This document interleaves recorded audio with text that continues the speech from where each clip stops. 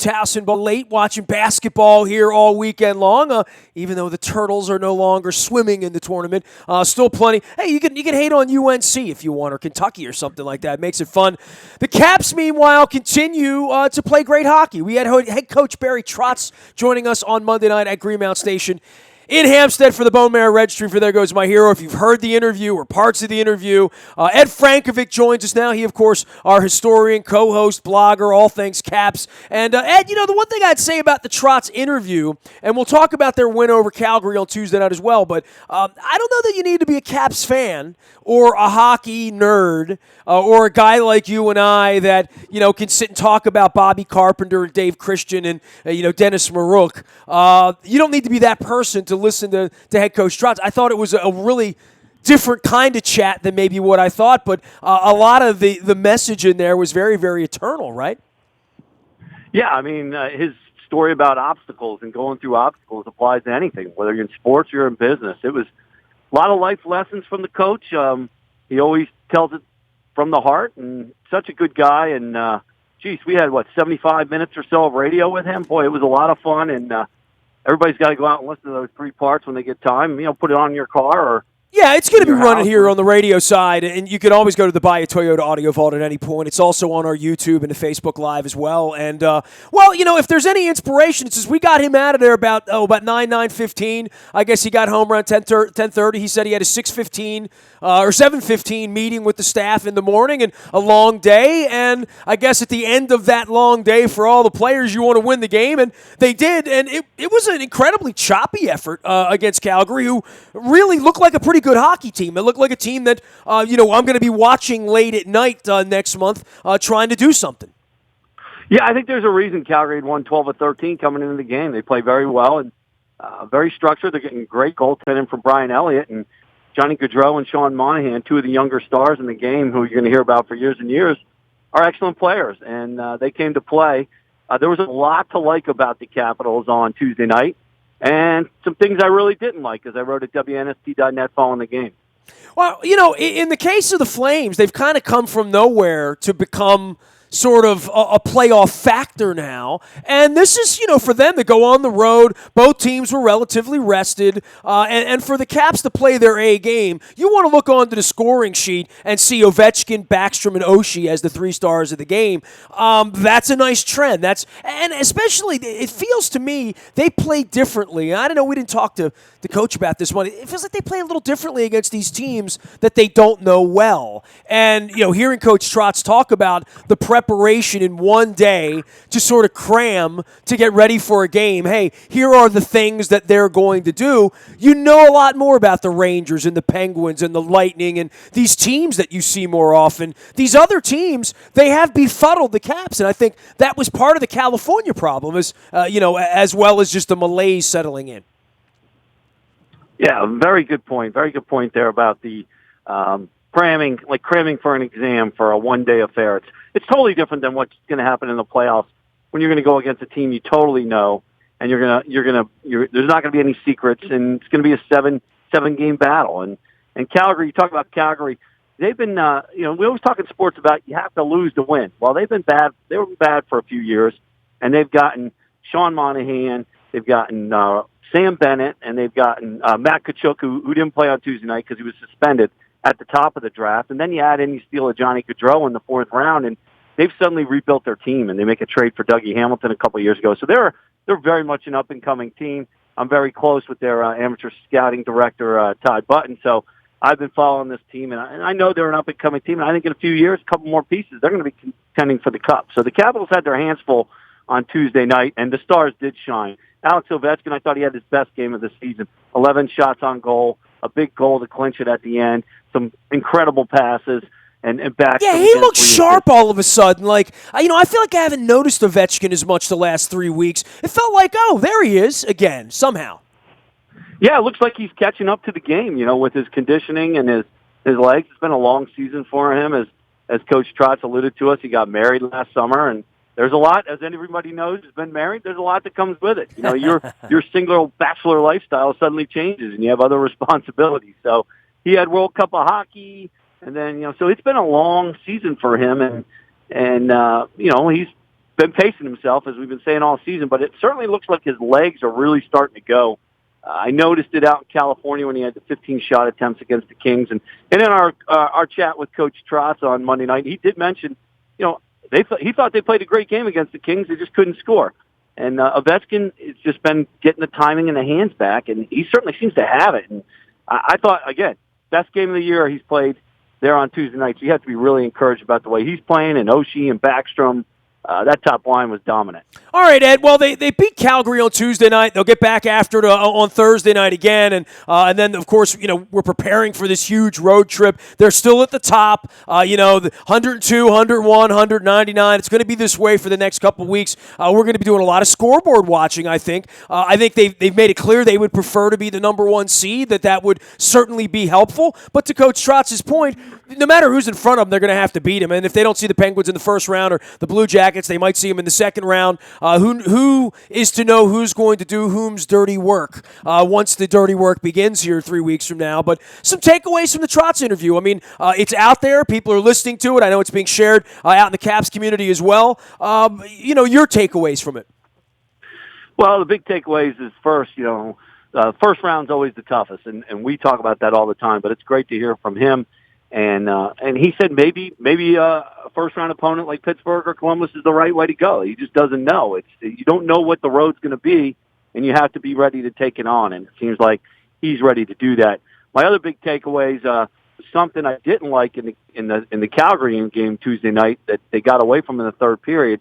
He talked about the Caps are first in the league in puck possession, but they're 16th in shots, and they got themselves in trouble again with a 2-goal lead by being too fancy, overpassing, coming in the offensive zone. It does kind of feel like a 2-goal lead feels like a gorilla, though. You know what I mean? It really does feel like, much like when the Red Wings used to shut you down that way, right? Or even the Devils probably in their best days, that a 2-0 lead felt like wow, especially in the playoffs, right? So I don't know.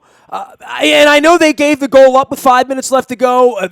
They almost gave another goal up at one point, right away. They had a real bad little rash there toward the end of the game with a 2-goal lead because they did get a little conservative.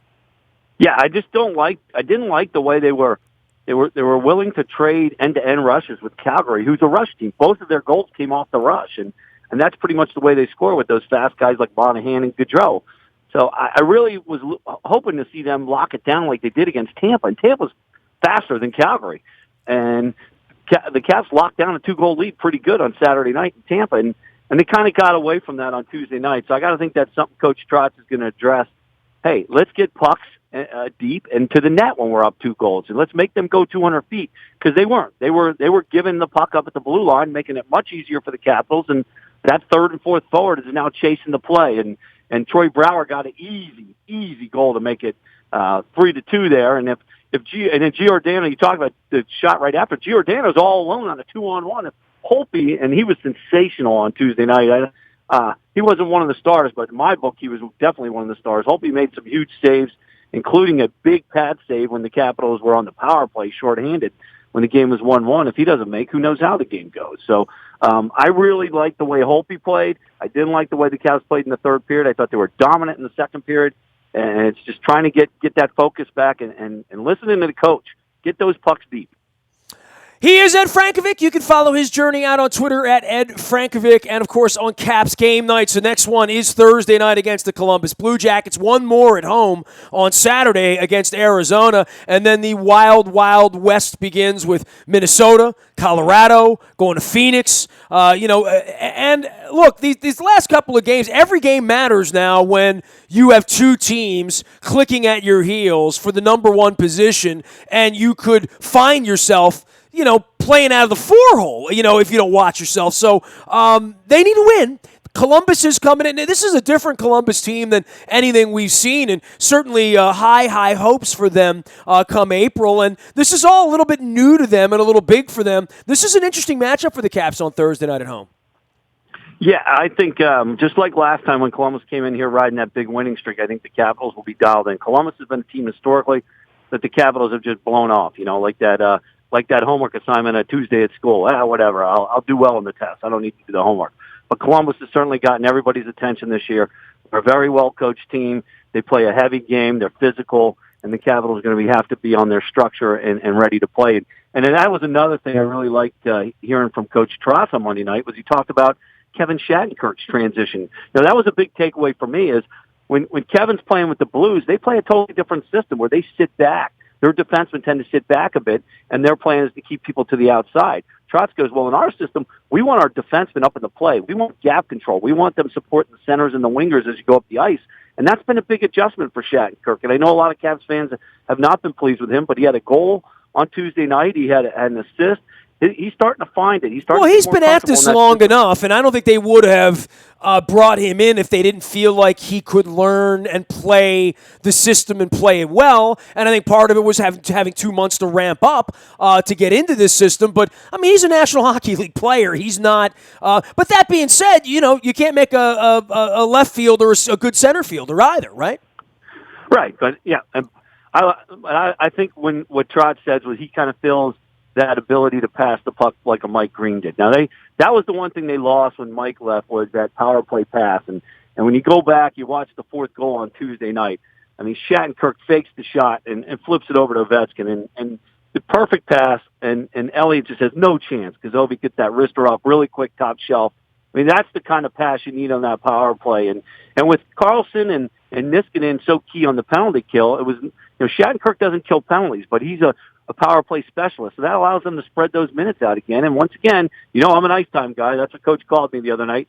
22 minutes for Carlson, and it leads the team. I mean, it's so important to be able to spread those minutes because when you get into the playoffs, guys are going to be taking hits, and they're out there less. There's less chance of getting hurt, and everybody's fresher. It's such an advantage. Did Coach Trotz smack you around by calling you an ice time guy? No, I think he just people that have been in the game, and it's an interesting backstory.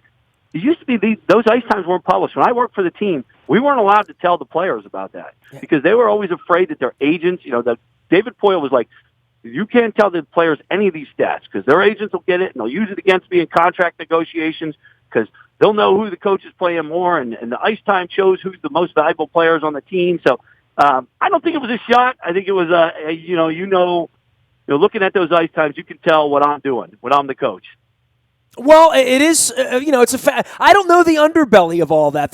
You just taught me something, Ed, which is why we keep you around. That's why I call you a historian, by the way. I should call you an educator, but, I mean, I'd like to think that that's what we do around here is have people drive around in their cars and listen and learn something because Lord knows I learn stuff all the time, which is why we bring the coach out. If you have not heard head coach Barry Trotz chat with Ed and myself up at Greenmount Station on Monday night over some crab cakes and some beverages, it was wonderful. It was a lot of fun. We had a ton of cabs. That was a completely different, as I hope, moving the show from Bel Air out to Hampstead. I thought it was a whole different stack of Caps fans. I mean, there were 150 different Caps fans that came through there on Monday night saying hello to the coach. And it wasn't overwhelming, but it was still impressive nonetheless. And I think Coach really had a great time. It was hard to get him back to talk on the radio because he was having too much fun talking to the fans.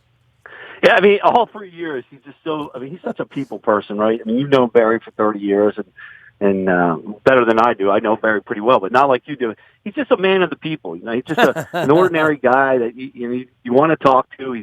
He takes an interest in everybody's individual stories, and just a fantastic guy. And I think every time we've done this radio show, whether it's been at, up in Bel Air or it's been at Greenmount Station, and that was awesome, he takes the time to talk to everybody. We have to drag him back on the air. And, yeah, the crowd was fantastic. I loved the venue. I loved the setting. The food was excellent. You couldn't have had a better time, and I got to think the guy who owns that restaurant is pretty happy too. Chris is great. When I make the left turn out of there and I head back to Baltimore, it's a long drive, and you go down the farm road looking out for the deer, and then you hit 795. I get home in about 30, 35 minutes, but I make that left turn, and I've made that turn so many times, and I always sort of rate the show in my mind, and I'm like, we've had. Oh, my God, we've had Dennis Pitt and Steve Smith, and, I've had tons of shows up there. Brandon Williams, everybody's been up to Greenmount Station with us. And I make the left turn, and I always say to my wife, she's usually with me. Last couple of years, it's been a little spotty with her illness. And I'm like, man, tonight's show was really, really good. And usually what it means is the guest was really good. All I do is ask the questions, but, Coach sort of took over, and, Peter DeLutis, our COO here, said he's kind of like the Brian Billick of hockey coaches, isn't he? And I'm like, yeah, he kind of is, He would have an incredible career as a broadcaster afterward, right? I mean, as much as they called Boudreaux Gabby, Trotz, it's not that he likes to talk. It's just that I think he commands the attention of the room, and you can see why players pay attention in meetings, right? Yeah, it's really easy. He's probably the easiest guy to interview, and when I'm in the pressers, I ask a question, he'll talk for 3 or 4 minutes afterwards. I mean, it's great if you're a media guy and you're looking for the inside scoop or scoops on things or what's going on. He's going to tell you. He's honest, and he could be verbose, but that's what you want, right? Nobody wants to hear Ed Frankovic talk. They want to hear what the coach is saying, what the inside scoop is, and you got it from him on Monday night. He certainly answered all our questions. He told us some unique stories, and he's an interesting guy. It's why when they got rid of Oates and they got rid of McVie, I was pretty hard over that they should go bring this guy in, knowing him and knowing how strong of a coach and great person he was. He was number one on my list, and I'm very thankful they got him, and let's hope in June that pans out. All right, man. Well, rest up. Thursday night back on the ice. The Columbus Blue Jackets taking on the Caps, and the Caps might wind up seeing them in a couple of weeks. There's a whole there's too many. Ed, I looked at this. There's like too many possibilities. And I was talking to Coach Trotz, over the crab cake before we went on the air. I'm like, I'm going to go on the road with you guys, but like I'm kind of pulling for Toronto because I'd like to go to Toronto. If I wind up in Boston or New York or Ottawa or Long Island, or it wouldn't even be Long Island, it would still be New York. I mean, I guess there's 2 chances to go to New York. I don't think Tampa's going to get in at this point, and I don't know where the Caps are going to be. I thought all along they were just breezing to the number 1 seed. I think everybody did. Now it doesn't look so easy with Pittsburgh and Columbus on their tail. This is a huge game Thursday night. When you look back, 2 points will probably be involved in separating these teams 3 weeks from now. Yeah, this is a first place battle, and Pittsburgh's wedged in between. But the Penguins, I mean, the Cats don't play the Penguins again, but they got 2 with Columbus. This one Thursday night, and then they're on the road. They play them again on that Sunday before opening day. Yeah, night before opening day. Yeah.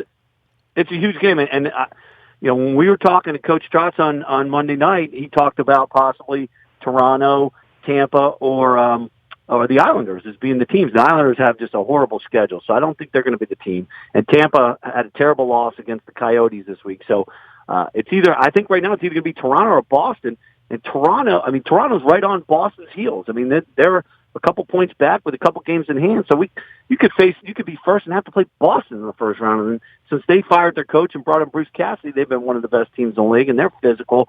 And he talked about every round, a team takes a piece out of you. I think you and I have been talking for a while, and I know you want the Leafs and I want the Leafs. So I want to finish first, and I want to play the Leafs and let the Blue Jackets and the Penguins. Oh, I'm not excited about playing the Leafs. I just think, look, wherever they play, it's going to be a hellhole, right? I mean, the Caps got to go up to Boston in Game 3, and it's 1-1 or whatever. The pom-poms are going to be out. The whiteouts are going to be, all that stuff's going to be going on no matter where I go. I've never been to Ottawa. That would be kind of, I don't even know how the hell to get to Ottawa. I think you go to Montreal, make a left turn. So, I've never seen a game in Columbus, so that would be cool. There's none of these spots are bad for me. I mean, I'm selfish. I would go to the Garden. I have no problem, going to New York, But I'm excited about it, and looking at where they're going to finish, you could throw a dart at this point. It's not like the football playoffs where 2 weeks into December you're like, well, there's 3 spots. It's either going to be Pittsburgh, New England, or Denver, or whatever. This is a completely 3-4 weeks out. This is not a very clear picture at all right now. Totally scrambled, totally unknown. It does look like the Rangers are probably going to finish 4th, which means you probably wouldn't see them to the 3rd round, but it could be Pittsburgh, Columbus, Boston, Toronto, Tampa, or the Islanders. The Flyers are going to be golfing. That's pretty much cemented. So I enjoy that. I had to get my Flyers dig. Well, it's kind of like when Duke lost earlier in the week. Let me know the day the Flyers are officially eliminated. I know we're still a long way away from that, but yes. Yeah, exactly. I will let you know, and Twitter will know too. But I already know what I'm going to say. It's just going to be the golf emoji, right? Their new logo. But the Leafs, I just think the Leafs are a good matchup because they're not physical. I know they're well coached. but they're inexperienced. They're not well coached. They're a fast team. It'll be media crazy. Yeah, I think the building would be nuts. I mean, there's no crazier place the Caps could go than going to Toronto, which, is good or bad. I mean, there's certainly a better team than they better not lose to the Maple Leafs 4 times in 7 days, right? I mean, if they do, that's not good, but it's not good. To Trotz's point, if they don't win the Cup this year, people are going to be disappointed, period, right? I mean, I don't think there's any level of escalation of my beard, and I'm still on the I should have talked to Trotzy about that. I screwed that. That was on my list. This is what happens when you don't write the list down. You forget. I'll get him on in a couple. I want to talk about beards and the significance of beards. Because I itch a lot. That would be a fun topic. I don't look good with a beard on Facebook. I mean, I don't look good in the mirror. I don't feel good. I don't feel good about myself. It angers up the blood a little bit, though. Maybe that's why they do it. Yeah, you won't see me with one either. I don't know. There's got to be some alternate method for the playoffs other than the beard. I don't know what it is. I've already done the porn stash. I'm not doing that again. Hey, man, be well. Take care of yourself. We'll see you Thursday night at the rink. Take care, Ness. Ed Frankovic joining us here out on Twitter, as well as always at WNST.net during Caps games. You can read his work and his blog out at WNST.net as well. If you missed Coach Trotz, go to the Bahia Toyota Audio Vault. It's there all week long. We're going to be playing it on the radio as well. Nasty at WNST.net reaches me. Hey, our London trip, still getting action. Every day we get an email or two on it. We have the best pricing. We have the best trip. It's huge. It's bigly. It's phenomenal. It's terrific. It's all that stuff, and we'll take you along. Go to the Road Trips tab at WNST.net. Facebook, Twitter, LinkedIn, Snapchat, Instagram, streaming live on our Facebook as well as our YouTube WNSTV channel, and always available in the morning newspaper that delivers to your email inbox at 7 a.m. each and every morning. That is brought to you by Planet Fitness and PlanetFitness.com. Last but never least, breaking news happens first on the WNST tech service. So I keep my mobile device here because I never know when Kamar Aiken's going to sign with the Colts or what's going to happen next. It's all brought to you by Coons Ford of Security Boulevard, and Dennis Kolatzos will be here on Thursday driving you home from 3 until 5 because he does that every week, getting you ready for March Madness, the weekend ahead, and always into the NFL draft as well. I am Nestor. This is WNST.net, AM 1570, and WNST Towson, Baltimore, and we never stop talking Baltimore sports.